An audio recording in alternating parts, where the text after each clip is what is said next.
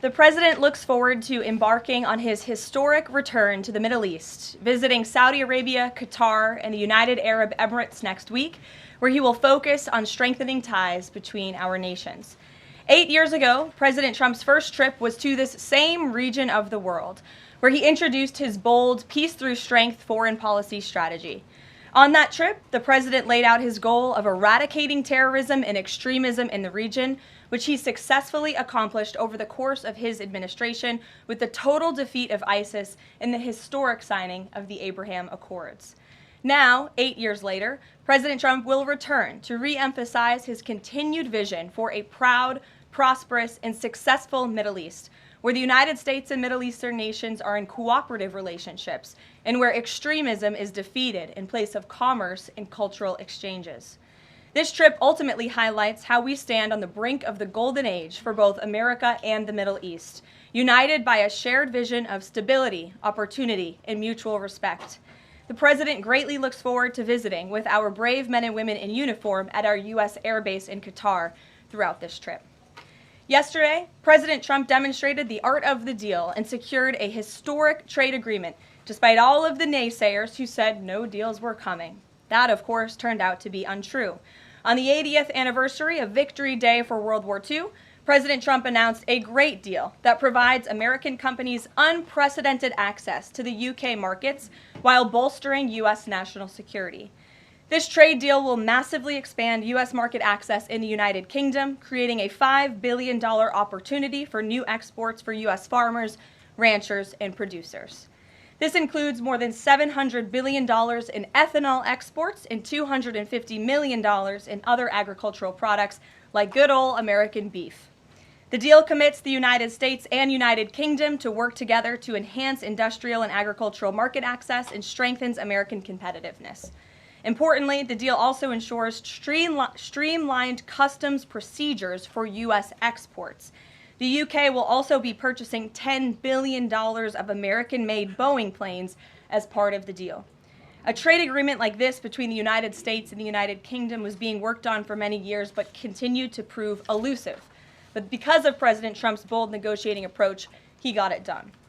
All of this happened because of President Trump's implementation of powerful tariffs to end the era of economic surrender and rebalance America's trading agreements. American workers and companies are the best in the world, and they finally have a president who has their backs, fights for them, and delivers good deals that puts them first. This is just the first of many trade deals to come. Get ready for more historic deals and our country to boom like never before. On that note, Treasury Secretary Scott Bessent and Ambassador Jamieson Greer will meet with the lead representatives on economic matters from the People's Republic of China over the weekend in Switzerland. As President Trump has said, the United States and China have been talking for some time over the course of the administration, and now teams from both countries will meet in person to continue discussions. You can be certain that President Trump and his trade team will ensure we work to achieve the best deal possible for America. In other news, the Trump administration just announced a new incentive for illegal aliens living in the United States to self-deport. Eligible illegal aliens who now use the CBP Home app to self-deport will receive a clear, safe way to leave the United States. Their plane tickets home may be paid for, and they will receive a $1,000 stipend once we have confirmation that they have left our country. This new feature will allow illegal aliens to have a planned departure out of the country and to leave as soon as possible in a dignified way. If illegal aliens make the right decision here and submit their intent to depart through the CBP Home app and pass extensive vetting, they will be temporarily deprioritized for ICE detention and enforcement action before their scheduled departure. And leaving voluntarily in this matter may improve their legal immigration options in the future. This initiative will also save massive amounts of money for American taxpayers. Voluntary departures are much more cost-effective than traditional removals. By deploying the CBP Home app in this new way, President Trump is aiming to reduce the need for costly arrests, detentions, and court proceedings. Currently, the average cost of traditional removal is more than $17,000 per illegal alien. Our projections estimate that the use of the CBP Home app will massively reduce that financial burden by approximately 70%, so taxpayer dollars can be redirected and our brave immigration law enforcement officers can focus on removing the most violent illegal aliens hiding in our communities. Finally, it was announced this morning that First Lady Melania Trump secured a $25 million investment in President Trump's budget to provide housing and support for youth transitioning out of foster care. And in recognition of the 7th anniversary of Mrs. Trump's Be Best initiative, the U.S. Department of Housing and Urban Development allocated funds toward the agency Foster Youth to Independence program. Yesterday, Mrs. Trump hosted a special celebration of military mothers with the president, bringing together 150 military moms from around the country to recognize their service, not just in their home, but for our country. For those of you who were there at the events yesterday like I did, I have no doubt you will join me in recognizing how truly special those moments were. Kristen, good to see you here today. Welcome back. Caroline. Thank you. Glad to be back. So on those China talks, what does President Trump expect to come out of those talks? And is he going to be disappointed if his team can't secure a deal? Well, look, the president is very confident in his Secretary of Treasury, Scott Bessent, and of course, Ambassador Jamieson Greer, who has played an instrumental role in all of these trade negotiations as well. I think yesterday's success, the announcement of a trade deal with the United Kingdom, is a great first step. Again, many said in this room it couldn't be done. Now we are moving forward with many other countries. We're talking to dozens of our trading partners around the world. But of course, China is a major country, a major player in this space. And the president has said, and he's right, that China needs the United States of America. They need our markets. They need our consumer base. And Secretary Bessent knows that he's going to Switzerland this weekend with the full support and confidence and trust of the president here at home. Jack. Thanks very much, Caroline. Two questions. First, can you give us an update on U.S. efforts to mediate or have an impact on the conflict between India and Pakistan? Sure, I absolutely can. This is something that the Secretary of State and, of course, now our National Security Advisor as well, Marco Rubio, has been very much involved in. The president has expressed he wants to see this de-escalate as quickly as possible. He understands these are two countries that have been at odds with one another for decades, long before President Trump was here in the Oval Office. However, he has good relationships with the leaders of both countries, and the Secretary of State, Marco Rubio, I spoke to him just yesterday. He has been in constant communication with the leaders of both countries trying to bring this conflict to an end. Just one other question. Yesterday, we saw the news of the new Pope. Before Pope Leo became Pope Leo, there were some critical comments that he made about President Trump and about Vice President Vance on his then ex account. Does the White House have any reaction to those comments? The president made his reaction to Pope Leo's announcement yesterday very clear. He is very proud to have an American Pope. I think it was a surprise to everyone. I saw the news media was surprised to report on that yesterday, but it's a great thing for the United States of America and for the world, and we are praying for him. Thanks, Caroline. The president has been pretty firm on keeping these 145% tariffs in place on Chinese imports. Today, via Truth Social, he said that he'd be possibly open to lowering those to 80%. Why the change, and how did the president land on 80? The president still remains with his position that he is not going to unilaterally bring down tariffs on China. We need to see concessions from them as well. And again, that's part of the reason that Secretary Bessent is going to talk to his Chinese counterparts this weekend to start those discussions in person. As for the 80% number, that was a number the president threw out there, and we'll see what happens this weekend. And always in the effort of transparency, I'm sure you'll hear directly from the Treasury Secretary or the president after those negotiations conclude. Jackie. Thank you, Caroline. Why did the White House announce this deal with the UK before all of the details were finished? That's not true, actually. I saw the fact sheet. I saw the deal as well before the president brought all of you in the Oval Office in the effort of transparency. You had the president and the prime minister on the phone talking to all of you directly about how this was a great deal, a phenomenal deal, and discussions will continue. But as I spoke to our Ambassador Greer yesterday, this is how trade deals work. You set an initial agreement, you set the framework, you set up the deal, and then of course, T's have to be crossed and I's have to be dotted, but this deal is a good deal, and the numbers are determined, and all of the market access that I just discussed will remain. Does that mean that the 10% baseline is going to still be there at the end when all of the other details are ironed out? The president is committed to the 10% baseline tariff, not just for the United Kingdom, but for his trade negotiations with all other countries as well. Permanently, even after the deals are done, like that is going to remain? The president is determined to continue with that 10% baseline tariff. I just spoke to him about it earlier. Stephen. Thank you, Caroline. I'd like to ask about New York and about a personnel matter. On New York, the mayor, Eric Adams, is here today. Could you tell us anything more about the visit, who initiated it, what they're talking about? And also, is there any comment from the White House on the air traffic control issues in Newark?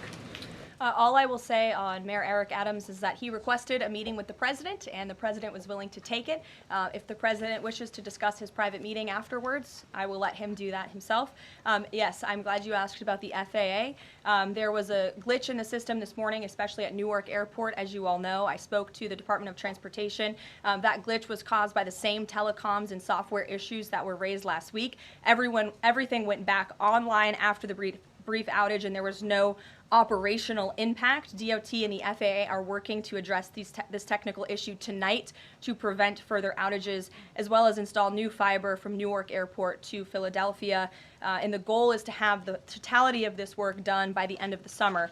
I want to add that this outage at Newark Airport speaks to why the Secretary of Transportation yesterday made a massive announcement in investing in our aviation safety and our telecom system. There's a 4-part infrastructure plan that was released by the Secretary of Transportation yesterday to improve communication, surveillance, automation, and their facilities. They want to replace the antiquated telecom systems with new fiber, wireless, and satellite technologies, replace more than 600 radars, which have gone way past their life cycle, and address runway safety. They want to build 6 new air traffic control centers for the first time since the 1960s and replace towers as well. They want to implement new modern hardware and software for all traffic facilities to create a common platform system throughout the towers. These are much needed changes. This is a very bold plan by the Department of Transportation. I think it's unfortunate that the previous administration sat on their hands and did nothing, but how grateful we are that we have a Department of Transportation and a secretary and a president who's willing to take bold action and change. The personnel matter, Caroline, could I ask? Thanks, Caroline.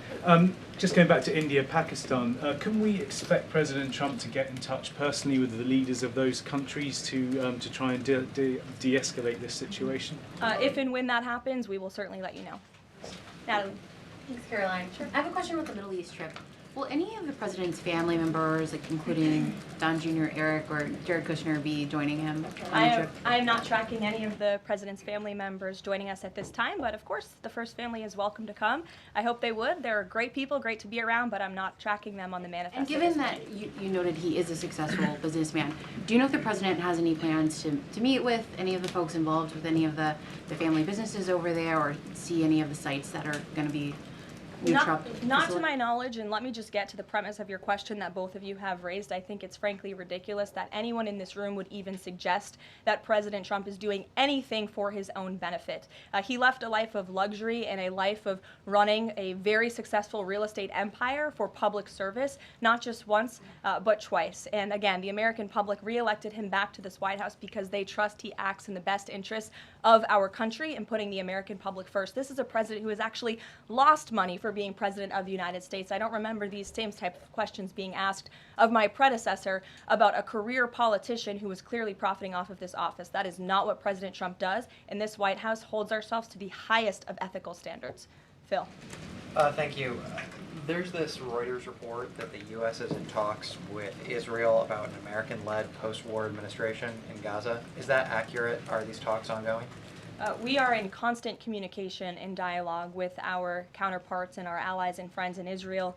Ron Dermer was here at the White House yesterday meeting with members of President Trump's team.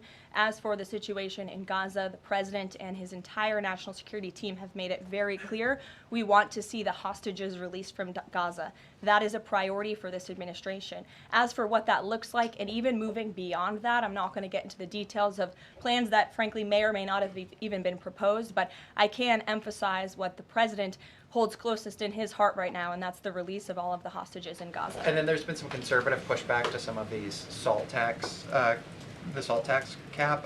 For instance, Majority Leader Steve Scalise said that bringing back the state and local tax deduction would essentially mean, quote, 45 states are subsidizing 5 states that have very high taxes imposed by leftist governors. Is he wrong? Is it fair to ask red Indiana to bail out blue New York? Well, look, this is an ongoing discussion on the Hill. There's a lot of disagreement on Capitol Hill right now about the SALT tax proposal, and we will let them work it out. As for the tax provisions in the reconciliation bill, the priorities of this president, he has made them incredibly clear. No tax on tips for our hardworking service workers, no tax on Social Security for our well-deserving seniors who have worked their whole lives to pay into this system, no tax on overtime for hardworking Americans as well, and there's a plethora of other priorities the president wants to see in this bill. Anyone who opposes this bill will be opposing the largest tax cut in American history. They will be voting to raise taxes by the tune of $4 trillion on the middle class of this country, and we look forward to holding them accountable for that. Everyone on Capitol Hill on both sides of the aisle should be supportive of the president's tax priorities. Follow up on that? Go ahead. Sure. Go ahead, and then I'll go to your follow-up. Thanks, Caroline. I want to follow up on the Truth Social post. So the president saying 80% tariffs could come down. Just an announcement would be enough to lower those tariffs? Is that what he's looking for from the Chinese concessions? That's not what the president said. He said that an 80% number may sound good to him, but again, he's in constant contact with our Secretary of Treasury, who will be leading these negotiations this weekend. And historically, the Chinese have made the meeting itself a win. What does a win look like out of these meetings for the president this weekend? A good deal for the American worker and the American people. Go ahead. Thanks, Caroline. Yeah, back to the reconciliation bill. Can you just clarify the president's position, though, a little bit specifically on the tax issue? Because in his Truth Social post, he said this morning that he would accept even a tiny tax increase for the rich, but then says Republicans probably shouldn't do it, but I'm okay if they do it. So what is it that he wants? Does he want them to increase the tax rates? The president wants tax cuts, the largest tax cuts in history. He wants to extend his historic tax cuts from 2017, and he wants to see all of the other tax priorities that I just laid out for you included in this bill as well. As for the policy proposal you're talking about, the president has said he himself personally would not mind paying a little bit more to help the poor and the middle class and the working class in this country. I think, frankly, that's a very honorable position. But again, these negotiations are ongoing on Capitol Hill, and the president will weigh in when he feels necessary. Encourage them to have a higher bracket for top earners? The president has made his personal position on this matter clear. Michael. The president's in constant communication with leaders on the Hill. Ahead of the president's trip to the Middle East, he's mentioned he wants to rename the Persian Gulf the Gulf of Arabia. Iran is now saying that doing so will bring the wrath of all Iranians. Can you talk about the support that the Gulf of Arabia has in the region and why this is important to the president? Well, first of all, the president has said he hasn't made a determination yet. That was in the news that you guys all asked him about it, and he said he wasn't quite sure. So he hasn't made a definitive decision on that yet. And secondly, Caroline, the president has shown support for South African refugees that are coming to the United States next week. Can you talk about what these refugees are fleeing and why this is a priority for the administration? Well, the president has actually signed an executive order on that matter. My office can get it back to you, Michael. But this group in South Africa has faced racial persecution. In fact, the government there has vowed to take away their farmland that they own. And so the president has talked significantly about this. As for further details on refugee claims and asylum claims, I would defer you to the State Department. Can I follow up on that? Go ahead. No, in front of you. Thanks, sorry. Sure. Thanks, Caroline. Does the administration have any response to the news today that a federal judge has ordered the immediate release of Ramesa Ozturk from detention, and particularly his comments that the government submitted no evidence other than an op-ed that Ozturk wrote last year? I will have to check in with the Department of Homeland Security on that particular case, but I think our overall feeling, we've made quite clear that lower level judges should not be dictating the foreign policy of the United States, and we absolutely believe that the President and the Department of Homeland Security are well within their legal rights to deport illegal immigrants. As for visa revocations, the Secretary of State has the right to do that as well. It is a privilege, not a right, to come to this country on a visa. But I'll check in on the specific case. My office will get you details. Sure. Caroline, yesterday the administration appears to have started dismantling the Consumer Product Safety Commission. This is the federal agency, an independent one that does recalls and is responsible for product safety. Does the administration not believe that it's important, to keep toys and cribs? I mean, you're a young mom, off of the product of the market. It's a federal agency within which branch? It's the executive branch. Who's the head of the executive branch? The President of the United States. Created by Congress. He has the right to fire people within the executive branch. It's a pretty simple answer. Francesca. Thanks. one foreign policy one and then a Sure. domestic policy thing, if I could. As far as the president's trip goes next week, is he planning to meet with the FIFA president in either Saudi Arabia or Qatar? And if so, could you give us some more details about that? The president has quite a few meetings with many people when he is there. We can certainly check at the itinerary and let you know if the FIFA president will be there next week. Frankly, I'm not quite sure, but we can certainly get you an answer. As you know, the president attended a FIFA task force meeting at the White House this week. And on the domestic front, could you explain why the FEMA administrator was removed from his position this week? Look, this is a personnel matter in regards to the Department of Homeland Security, but my understanding is that this individual testified saying something that was contrary to what the president believes and the goals of this administration in regards to FEMA policy. And so, of course, we want to make sure that people in every position are advancing the administration's goals. But as for specifics, I defer you to the Department of Homeland Security. We leave it up to our great cabinet secretaries when it comes to personnel matters. Sure, in the back. Thank you. Aid hasn't gone into Gaza in 10 weeks. Israel says that this is a policy to pressure Hamas in the negotiations, in the ceasefire negotiations.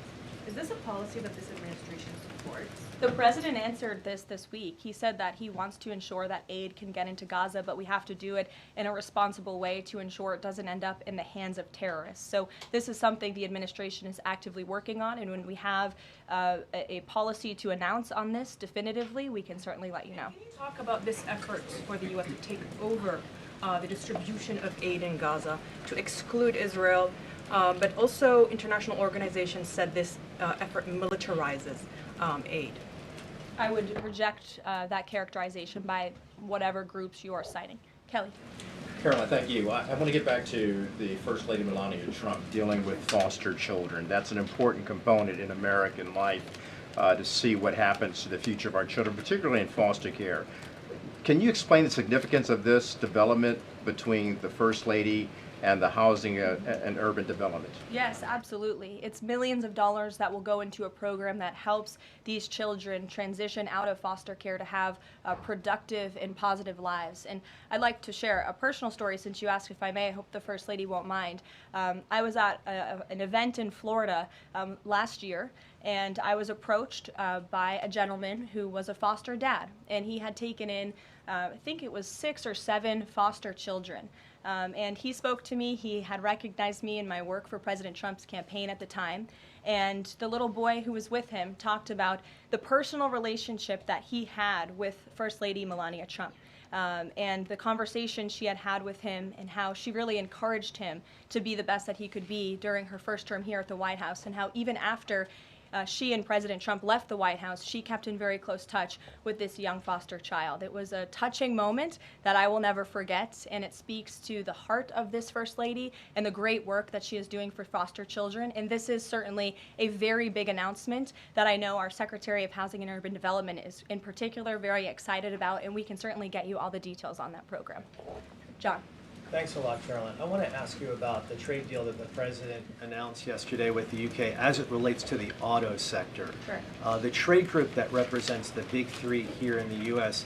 believes that it may put the big three automakers at a competitive disadvantage. What the trade group says is that it will now be cheaper to import a UK vehicle with very little American content than a USMCA compliant vehicle imported from Mexico or Canada with just 50% American content. What's your response to that criticism coming from this trade group? Well, first of all, let's be clear about what the deal does. It sets a 10% rate on auto imports for the first 100 cars that are imported into the United States. 100,000 cars, thank you. That would be very few cars. 100,000 cars imported from the United Kingdom. After 100,000 vehicles, it goes back up to a 25% tariff. And as for our U.S. auto manufacturers, our auto industry, the president wants to put them on the best pedestal to compete. And by the way, if they produce vehicles right here in the United States of America, they will face no tariff at all. I would argue of any industry, the president has spent more time talking to and listening to the concerns of our auto industry here at home. He hears them, he believes in them, he wants to see them produce their vehicles here in the United States of America. This is a good deal for them too. Is this a model for European and Asian vehicles as well, what we see coming out of the UK trade deal with the US? Look, all of these deals are going to be tailor-made. The president has said that from the beginning. It's very apropos that the first trade deal was announced between the United States and the United Kingdom, one of our oldest and greatest allies, but each country has unique concerns and challenges in terms of American industry. We need to open up markets in every single country, and obviously the needs are unique, so our trade team is looking at each country and the advantages that we can pursue for American industries and American workers. Sure. Happy early Mother's Day. Oh, thank you. The president said yesterday that he would be speaking with Zelensky shortly. Did that call happen yesterday, or do we expect that to happen in the near term? The call happened yesterday. President Zelensky called the president to tell him that the critical minerals deal had passed the parliament in Ukraine. I talked to the president about that call. He said it was very good and productive, and of course the critical minerals deal is great for Ukraine, but also of course for the United States of America and our taxpayers here. It was a good call, and they also spoke about, of course, this ceasefire that the president proposed, the 30-day ceasefire between Russia and Ukraine, which we know Europe is on board with, and we hope both countries will agree to. Just on next week, do we expect President Putin, is there any chance that he could meet with Trump while he's in the region? The president answered this yesterday. Not going to happen. Question on ceasefire. Has he got any reaction from Zelensky or Putin on the proposal for ceasefire? Is he satisfied by the reaction to that proposal? Not to my knowledge, but certainly if there is a reaction and updates, I'm sure you'll hear directly from the president. Question, the president fired the Librarian of Congress. Why did he choose to do that? We felt she did not fit the needs of the American people. There were quite concerning things that she had done at the Library of Congress in the pursuit of DEI and putting inappropriate books in the library for children, and we don't believe that she was serving the interests of the American taxpayer well, so she has been removed from her position, and the president is well within his rights to do that. John. Thank you, Caroline. Happy Mother's Day as well. Thank you. President Trump ran on delivering the biggest tax cut in history, got over 70 million votes. Right now, you got a handful of obstructionists in the Republican conference that are saying they're not going to go along with his tax cut package. You just said those that don't will be held accountable. What is your description of being held accountable? Well, look, I think they'll be held accountable by the voters in their respective districts if they choose to vote for a tax hike to the tune of $4 trillion, which would raise taxes to thousands of dollars per household in this country. The president has great political instincts. That's why he's back in the Oval Office, and Capitol Hill should follow his lead. As for the president, speaking of him, he will be signing executive orders later this afternoon. We are happy to provide more information on those executive orders if you wish. Thank you for the Mother's Day wishes, and happy Mother's Day to all of the moms in the room. And don't forget to call your mom this Sunday. We'll see you guys later. Have a good weekend.